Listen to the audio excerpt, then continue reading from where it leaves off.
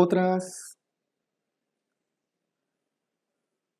otras complicaciones de las fracturas eh, importantes también son, por ejemplo, el síndrome de aplastamiento. ¿Ya? El síndrome de aplastamiento, llamado también el crash syndrome, por ahí lo voy a poner acá abajo.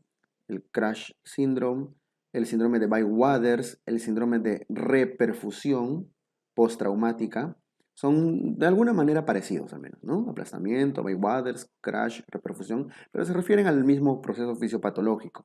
¿Qué es eso?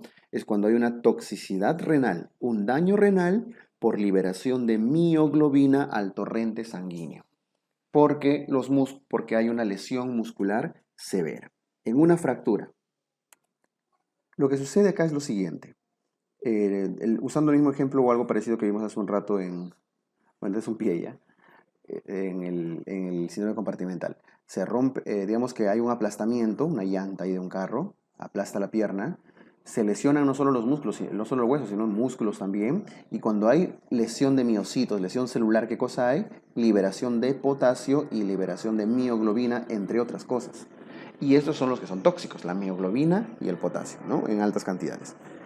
Entonces, por eso dice liberación de mioglobina al torrente sanguíneo por lesión muscular severa. Mioglobina y potasio, ¿ah? Tiene varios componentes el síndrome de aplastamiento. Por ejemplo, hay rhabdomiolisis, lesión muscular. Eso genera liberación de mioglobina al torrente sanguíneo. Hay formación de un tercer espacio.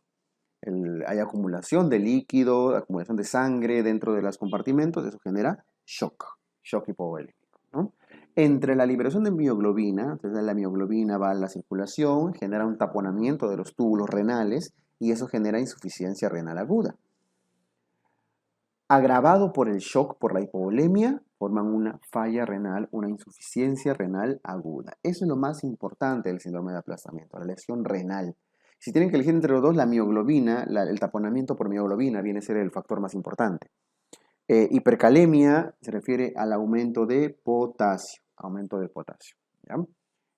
El aumento de potasio genera daño cardíaco, una fibrilación auricular. ¿Ya? Em,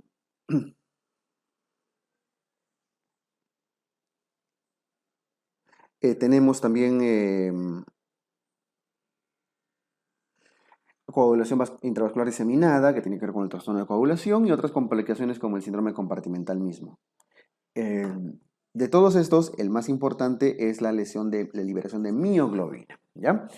Listo, entonces fácil con el síndrome de aplastamiento, crash, Bywaters, etc., ¿no? La insuficiencia renal por daño celular, por daño muscular.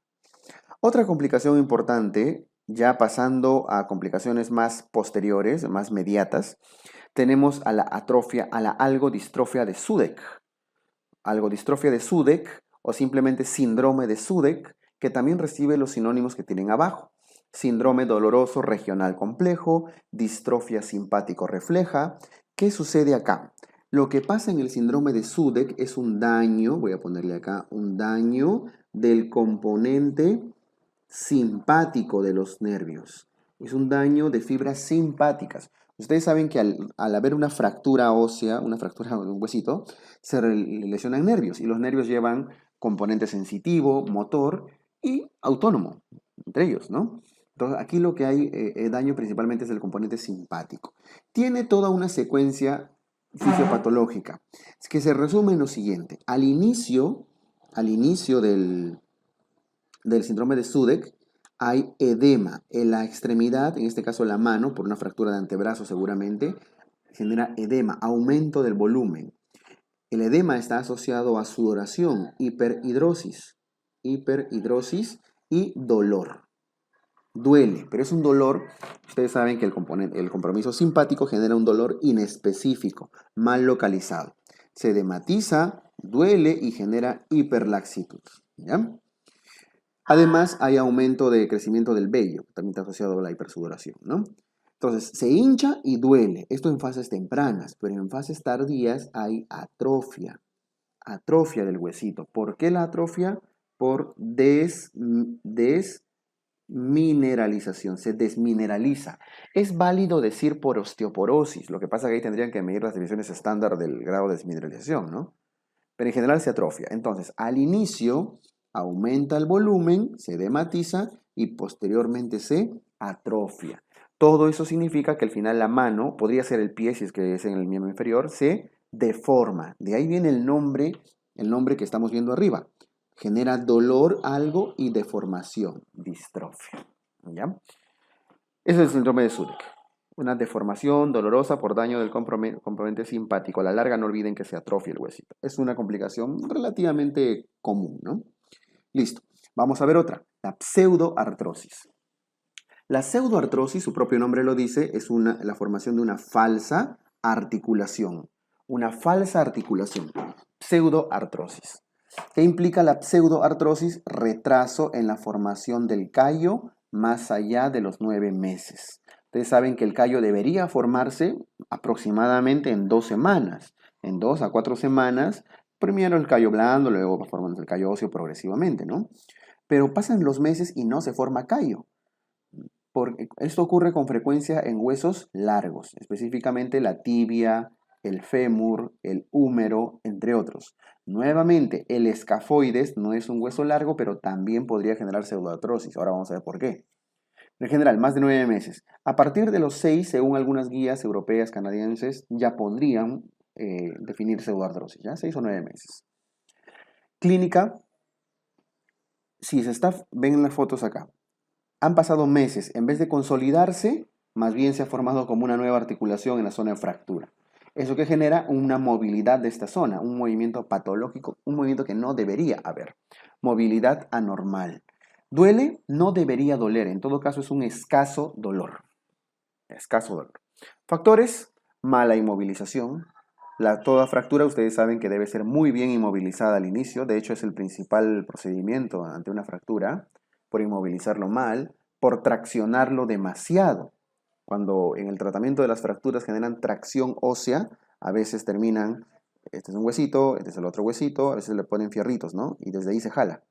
Para mantener alineado de repente, para mantener el eje, para corregir el desplazamiento, etc. Cuando traccionan demasiado, alejan los huesos, aumentan esa brecha y puede generar una pseudoartrosis. ¿Ya? Por tracción excesiva, por infecciones. ¿Ya? Las infecciones generan desaparición, una atrofia del tejido y eso puede generar también pseudoartrosis. Hay diferentes patrones.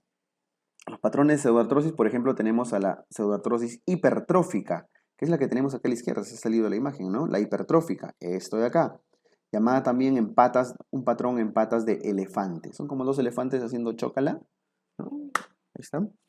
Es un patrón hipertrófico. Usualmente el patrón hipertrófico ocurre por mala inmovilización. El hueso quiere consolidar, por eso aumenta, por eso prolifera, pero como lo han inmovilizado mal o chueco, no le permite generar un callo. ¿Ya?